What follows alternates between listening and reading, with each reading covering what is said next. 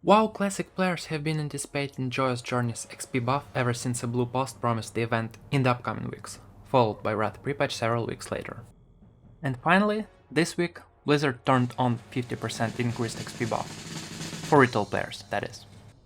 Retail players, even casual, can reach level cap in under a week, compared to a month or more on Classic.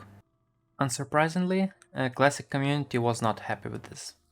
And while most players voiced their dissatisfaction with memes and Reddit posts, some people speculate that unwillingness to start the event and move the pre-patch closer is due to the poor state of Wrath beta.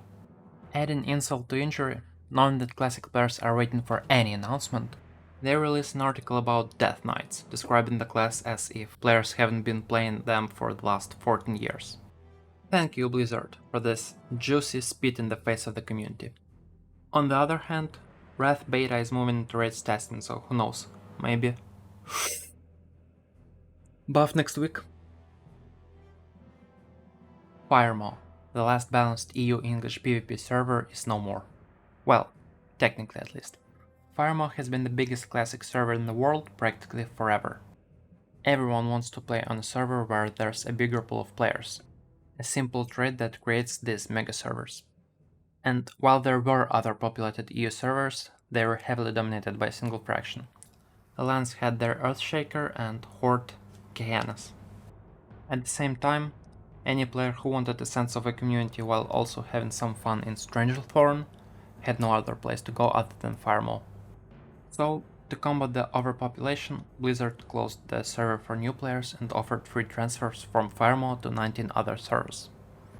Although good idea in theory, those other servers split into three categories. Very low population servers, servers in languages other than English, or Earthshaker. 2 months after the announcement, there was a slight decline in the Horde population of the server. It was nothing compared to the fall in the last week.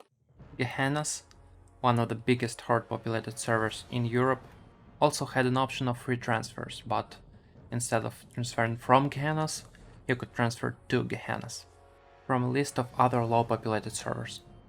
And some players found a loophole that if you transfer from Firemaw to a low populated server, and from that low populated server you transfer to Gehennas, you could do it for free. And unsurprisingly, players took the opportunity to play the bigger community. Ironforge census data is reporting over a 90% drop in the Horde player base over the last week. It is very unlikely that Horde is going to return to the Firemaw, so we can likely declare that World PvP on EU English is dead. While in theory, offering free server transfers is a good way to combat overpopulation, the way Blizzard currently does it is just destroying communities and not solving the problem.